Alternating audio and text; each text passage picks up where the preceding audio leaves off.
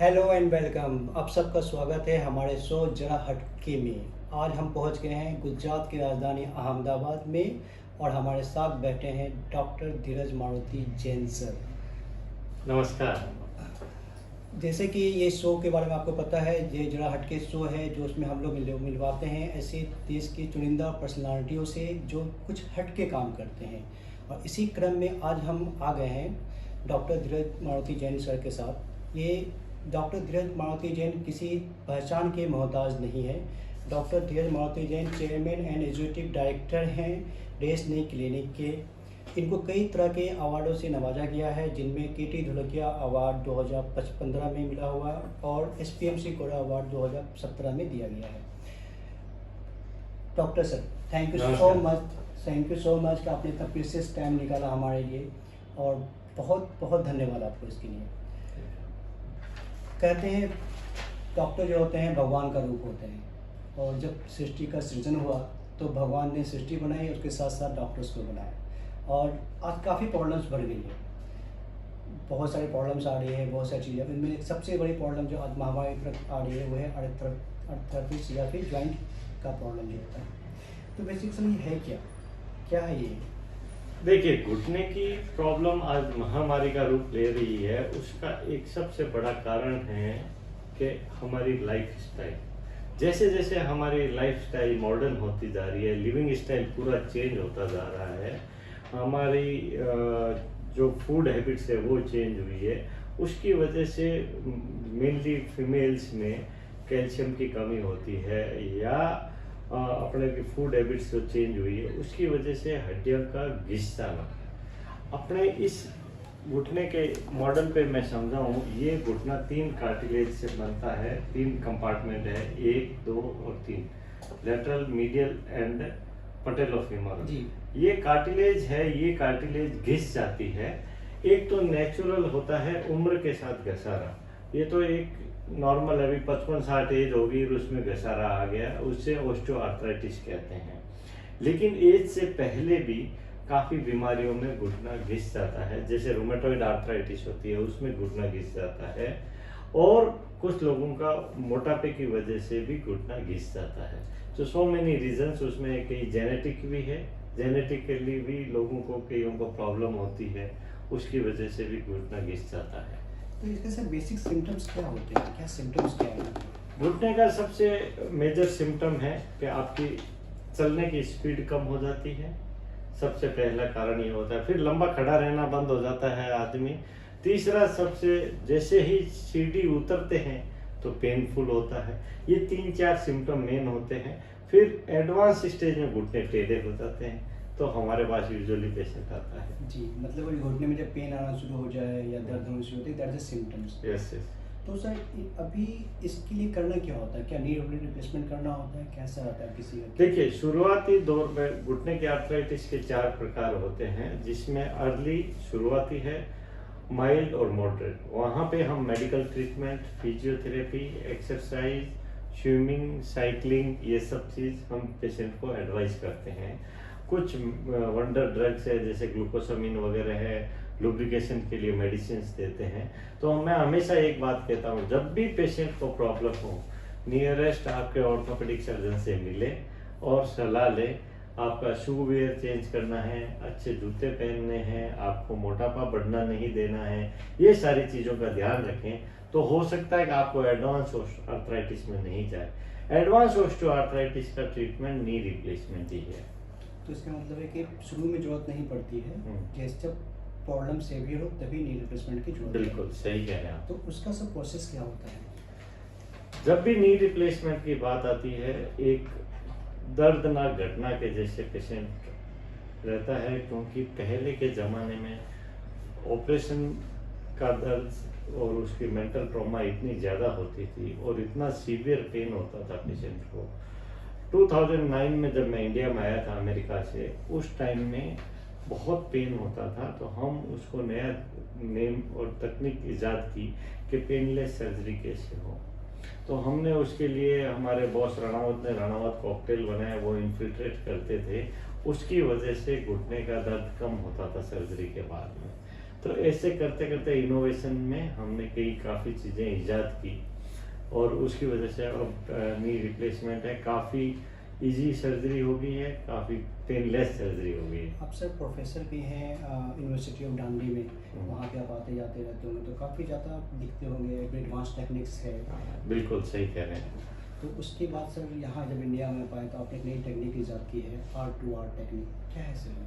R2R तकनीक एक जब से रोबोट वर्ल्ड वाइड आया है तो मैंने भी वहाँ ट्रेनिंग के लिए फ्लोरिडा गया था। तो रोबोटिक में क्या है, रीसर्फेसिंग करते हैं, बोन को कम काटा जाता है। जैसे कि ये बोन डैमेज हुआ जी, इस डैमेज कार्टिलेज को हम हल्का सा छील के इसके ऊपर कैप सर लगा इसको देते हैं। नॉर्मल से करके वन बाय हाँ। स्टेज में करेंगे तो तो ये आप देखेंगे ये नॉर्मल नहीं जी, है। जी। धीरे धीरे हमने जो बात की माइल्ड और मॉडरेट जी, में थोड़ा सा हर्ट ये डैमेज होने जी, लग जी, जाता है जी। और उसके बाद में जब एडवांस स्टेज आती है तब ये पूरा का मतलब पूरा इस स्टेज में आने के बाद सर्जरी की रिक्वायरमेंट सर्जरी की जरूरत यहाँ तक में जरूरत नहीं है। नहीं। यहाँ तक में आप डॉक्टर से सलाह लेकर मेडिकल कर ट्रीटमेंट सकते हो हैं, सकता है। मेडिकल ट्रीटमेंट कर सकते हैं। हाँ। बट ये एडवांस स्टेज है जहाँ पे हमको लगती है। जब हमें चलना फिरना डिफिकल्ट हो जाता है, खड़ा रहना डिफिकल्ट हो जाता है, सीढ़ी चढ़ना उतरना नहीं होता है, तब हम एक्सरे कराते हैं तो ये सारा डैमेज आता है। जी। ये जॉइंट स्पेस पूरा घिस जाता है, कांटेक्ट आ जाता है, इसे बोलते हैं bone to bone arthritis. Bone to bone. तो इसमें क्या देखें आप, बोन यहाँ एक्सपोज होगी, जी। यहाँ होगी, तो बोन टू बोन कांटेक्ट होता है तो बहुत पेन होता है। Okay. तो हम R2R तकनीक से क्या करते हैं, इसको रीसरफेस कर देते हैं। रीसरफेस करने के बाद जो डैमेज कार्टिलेज थी उसको हल्का सा छील के इसी घुटने के ऊपर कैप लगा दी जाती है। जी, तो इसमें सर बहुत लोगों का ये सोचना होता है कि जब घुटने का न्यू रिप्लेसमेंट करते हैं घुटना तोड़ देते हैं। नहीं, ऐसा कुछ नहीं होता है। आपका सेम घुटना है, एज इट इज रहता है। इसको हल्का सा शेप दिया है, आप देख सकते हैं। जो ये डैमेज कार्टिलेज थी उसके और डैमेज कार्टिलेज मतलब के आपने इस पे ऊपर कैप लगा दिया, हाँ, कैप लगा दिया। हाँ। तो ये और मेटल्स कौन सा है सर, ये कैप जो है? इसमें मेटल्स कई तरह के आते हैं, टाइटेनियम का भी आता है, क्रोम कोबाल्ट का एलॉय भी आता है और सिरामिक भी आने लगे हैं वर्ल्ड में, जो अभी इंडिया में अवेलेबल नहीं है। तो सीमेंटेड और अनसीमेंटेड इम्प्लांट कई वैरायटी इंडिया में अब धीरे धीरे आने लगी तो है। नॉर्मल लैंग्वेज में एक बात करें, एक आम आदमी के लिए समझ में आए तो कौन सा अच्छा प्रोडक्ट होता है मेटल के लिए जो देखिए इसमें US FDA जी। अप्रूव्ड और US के जॉइंट्स है वो सबसे बेस्ट है। 3-4 कंपनी है, सारों में मटेरियल सेम होता है। इसमें जो प्रीमियर इम्प्लांट होते हैं उसमें डिजाइनिंग पार्ट अच्छा है और उसमें पॉली है, वो हाईली क्रॉसलिंक पॉली होता है। तो ये पॉली घिसता नहीं, तो ये 25 से 30 साल चलता है। Life time Lifetime। Life time 30 years का इसका ड्यूरेशन ड्यूरेशन है। तो 30 साल के बाद किसी ने प्लान किया, मान लीजिए 20 साल का प्रॉब्लम आती तो देन उस वक्त क्या करेंगे? उसमें देखिए यूजुअली क्या होता है कि ये पॉली घिस जाता है तो छोटी सी सर्जरी होती है, इसको निकाला दूसरी कैप लग जाती है। मतलब ये आपका ये पार्ट आपका फिक्स है। यूजुअली ये होता है, यदि समझो ये नीचे वाला पोर्शन घिस गया पूरा ही, हम्म। तो हम इसको निकाल सकते हैं रिवीजन सर्जरी में। ओके, ये निकाल सकते ये हैं। निकाल के जी। नया दूसरा नया कैप लगा लगा सकते सकते हैं। हैं। ये निकाल के लगा सकते जो हैं। कैप ढीली पड़ गई वो चेंज कर देते Change हैं कर कि यूजुअली 3 कंपार्टमेंट है, उसमें से 1 या 2 चेंज कर देते हैं। तो ये जो मेटल्स है सर, ये जो मतलब कुछ तो जैसे एक मान लीजिए कि बोलते हैं लोकल भाषा में बात करूँ मैं तो बोलते हैं लोग कि नहीं ये इंडियन है, ये बाहर का है, हम इंडियन नहीं लगाएंगे, बाहर का लगाएंगे।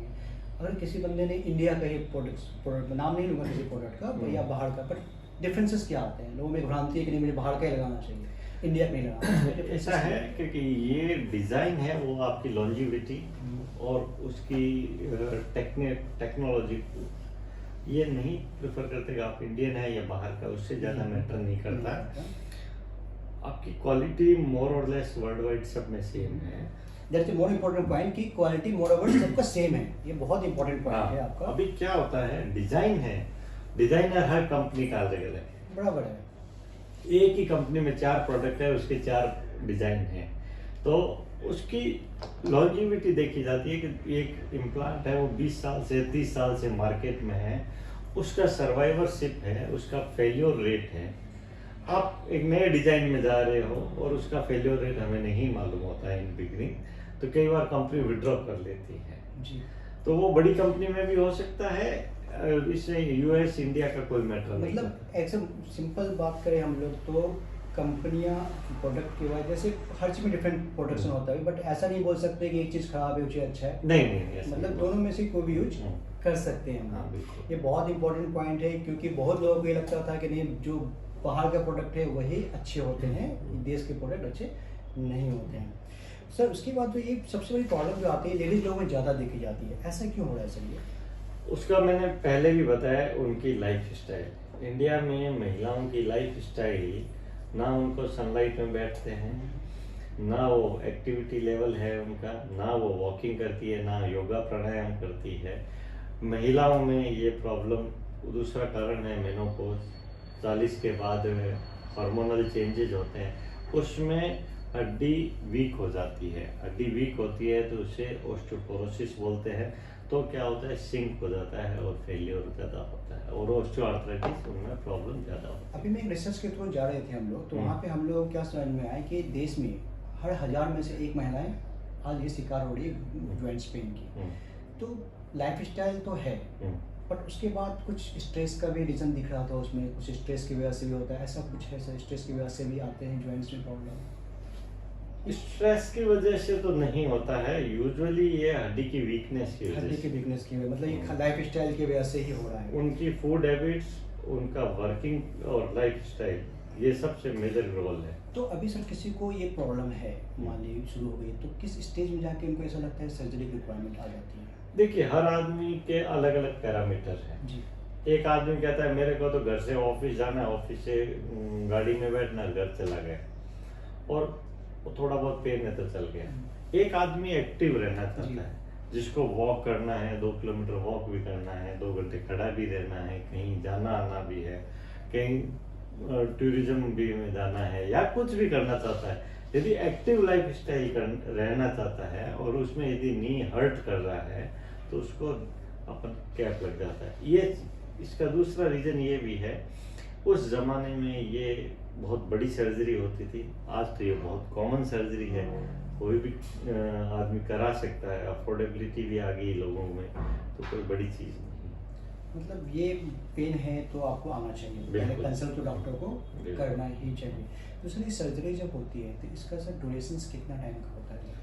मेरे हाथ से ये सर्जरी ऑन एन एवरेज आपको 15 मैं से आपको 17 व्यूअर्स को मिनट। बताना चाहूँगा सर ने 10,000 प्लस जॉइंट रिप्लेसमेंट किए हैं, जो अपने आप में एक बहुत बड़ा अचीवमेंट है, और बहुत कम लोगों ने किया होगा ये। तो सर इतना सारा ऑपरेशंस का आपका, इतना सारा टन्स ऑफ एक्सपीरियंस जिसको बोलते हैं, तो वो है सर। कैसे, मतलब इतना मेहनत है आपके इसके पीछे? ये देखिए, मेरे को करीब करीब 17-18 साल हो गए जॉइंट्स में, टोटल मेरा एक्सपीरियंस है 21 साल।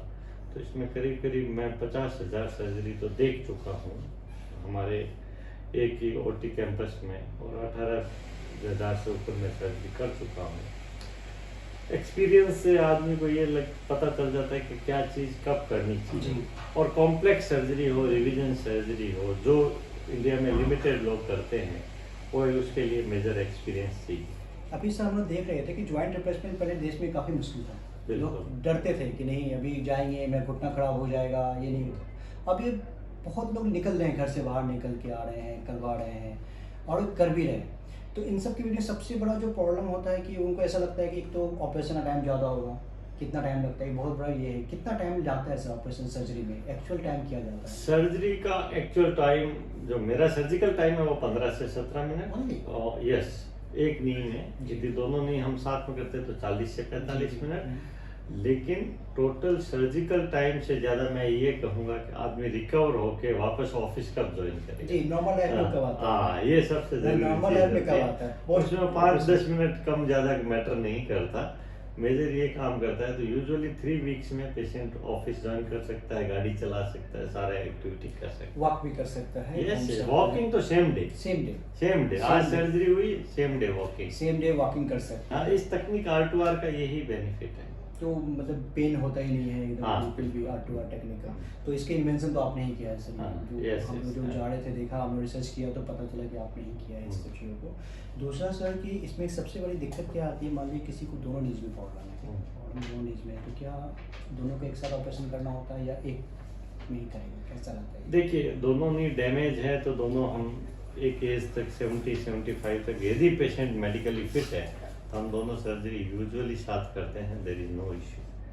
पेशेंट मेडिकली फिट है तो कोई दिक्कत नहीं है, दोनों सर्जरी साथ में हो सकती है, दिक्कत नहीं आती है उसमें? नहीं नहीं बिल्कुल नहीं। मतलब वो दोनों नहीं। नॉर्मल है अगर ये अनुभव पे, अनुभव। एक्सपीरियंस पे। हाँ। उसकी वजह से जब सर्जरी करने के बाद कि जो ऑपरेशन का पोस्ट ऑपरेशन क्या एडवाइसेस होते हैं पेशेंट्स को? जो देखिए, सर्जरी करने के बाद में 10-15 दिन रूटीन 5-6 एक्सरसाइजेज होती है, वो पेशेंट खुद भी कर सकता है, नहीं तो फिजियोथेरेपिस्ट को इन्वॉल्व करके भी कर सकते हैं। तो खाने पीने में सर कुछ ऐसा रहता है? कुछ नहीं, खाना पीना नॉर्मल, नहीं, नेक्स्ट नॉर्मल डे बोलते से। हैं ऑपरेशन हुआ है तो ये मत नहीं खाओ, नहीं वो नहीं मत खाओ, नहीं, ऐसा कुछ नहीं। ऐसा नहीं है, आप कुछ भी आप खा सकते हैं।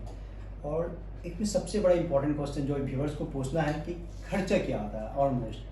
ये बहुत अच्छा क्वेश्चन है, हर पेशेंट जानना चाहता है। इंडिया में जैसे रेलवे ने 6 कैटेगरी बना रखी है, जनरल से फर्स्ट एसी तक, जी तो वैसे ही हर हॉस्पिटल में 5-6 कैटेगरीज होती है। जनरल वार्ड से लेके स्पेशल रूम है, डिलक्स रूम है, स्वीट रूम है, तो उस कैटेगरी के अनुसार चेंजेस होते हैं। अच्छी चीज़ ये कि गवर्नमेंट ने इम्प्लांट की कैपिंग कर दी है, इसमें 50 पैसे भी कोई हॉस्पिटल ज़्यादा ले नहीं सकता। अच्छा, फिक्स कर दिया है। ये गवर्नमेंट ने बहुत अच्छा काम किया है, अपने प्राइम मिनिस्टर मोदी जी ने आते ही सबसे पहले काम किया है। पहले इस इम्प्लांट की प्राइस 2-2.5 लाख भी होती थी, उसका प्राइस अब फिक्स कर दिया है। भी 58,000 ले सकते हैं, तो इससे ज़्यादा नहीं ले सकते, कोई भी नहीं। देश में कहीं भी चले जाए आपको इतना एक ही प्राइस रहेगी, एक ही प्राइस रहेगी, कोई भी कैटेगरी में जाओ, तो ये सबसे अच्छी बात हुई है, तो प्राइस कैपिंग पे कंट्रोल आ गया। बहुत बढ़िया सर। अभी सर इसमें एक चीज़ आती है कि पोस्ट ऑपरेशन पेशेंट को क्या करना चाहिए, क्या नहीं करना चाहिए? देखिए, with in 1 month in general हम ये बोलते हैं कि एक नॉर्मल आदमी जो एक्टिविटी करता है वो सारी चीज़ कर सकता है, कोई यूजुअली कोई रेस्ट्रिक्शन नहीं रहते। लेकिन हम कहते हैं सर्जरी होने के बाद में नीचे ज़मीन पे ट्राई करना चाहिए कि लंबे समय नहीं बैठे, पालथी मार के नहीं बैठना है, बस ये एक प्रिकॉशन है। ज़मीन पे नहीं बैठना, इतने 18 इंच के अपने टूल पे आराम से बैठ सकते हैं। इसमें सर अभी आप इतने सीनियर मोस्ट डॉक्टर हैं, देश के जाने माने नामचीन डॉक्टर आपका नाम संभाल रहे हैं, तो सर जो यंग डॉक्टर्स जो अभी आ रहे हैं इस फील्ड में, तो उनके लिए कुछ सजेशंस है आपके पास? देखिए, हमारा टाइम होता था तब ये सर्जरी बहुत ही रेयर सर्जरी होती थी, इंडिया में कुछ एक डॉक्टर करते थे, तो मेरे को अमेरिका जाना पड़ा, इंग्लैंड जाना पड़ा ट्रेनिंग के लिए। आज वो बात नहीं है। 2 पोस्ट मेरे पास में 6-6 महीने की MS रमैया मेडिकल कॉलेज से, तो मेरे पास में 2 यंग डॉक्टर एनी टाइम रहते हैं ट्रेनिंग के लिए, तो उनको एक्सपोजर इतना इजीली मिल रहा है, कोई बड़ा टफ फाइट नहीं है, इंटरव्यू देके आ सकते हैं, इंडिया के कोई भी पार्ट से आ सकते हैं। क्वेश्चन है कि इंटरव्यू देके आ सकते हैं, हाँ, आप सब लोग इंटरव्यू देके आ सकते हैं, हाँ, तो सर के पास ऑप्शंस ओपन है, all the time options open है। 2 सीट्स रहती है, 2 सीट्स रहती हैं, 2 हाँ, सीट्स बहुत बड़ी है, बहुत 2 सीट्स रहती हैं। और हम कोई क्राइटेरिया नहीं रखते, MS ऑर्थोपेडिक होना चाहिए और उसके बाद में हम उसको ट्रेन कर देते हैं जी। और जो डॉक्टर्स देख रहे हैं उनके लिए कुछ एडवाइस कि कैसे इस फील्ड में देखिए, हर फील्ड के आज के बच्चे बहुत होशियार होते हैं, वो खुद अपने आप को असेस करते हैं, तो मैं एक ही चीज़ कहूँगा, ये सिर्फ और सिर्फ पैसे कमाने का जरिया नहीं होना चाहिए। हमें गवर्नमेंट भी हेल्प कर रही है, हमें भी लोगों को इसमें हेल्प करना चाहिए, क्योंकि ये एक डिफॉर्मिटी है जिसको आप करेक्ट कर रहे हो, एक आदमी को एक पेनलेस जिंदगी दे रहे हो, हमारा मोटो वो होना चाहिए। ठीक है, साथ का साथ में प्राइवेट सेक्टर में बैठे हैं तो अर्निंग तो होती है, लेकिन हमें वो पार्ट भी ध्यान रखना। इसमें से वो एक स्पेशल सेक्शन शुरू होगा, तो 30 सेकंड्स में डॉक्टर मानोती, इसमें हम आपसे कुछ रैंडम क्वेश्चंस पूछेंगे, ठीक है, तो उसमें आपको देने हैं। तो अभी आपका time starts now. Favourite player? Kapil Dev. Best song? Best song Kabhi Kabhi. Best love song जो अपनी वाइफ को आप डेडिकेट करना चाहते हो? सेम कभी कभी। कभी कभी मेरे गा दिल के में आप सुना प्यार। सकते हैं? कभी कभी मेरे दिल में ख्याल आता। Best politician? Narendra Modi. Best thing जो अपनी बेटी को आप गिफ्ट करना चाहते हैं? ब्यूटी के लिए तो मेरा प्यार सब कुछ है मेरी। And message to all listener.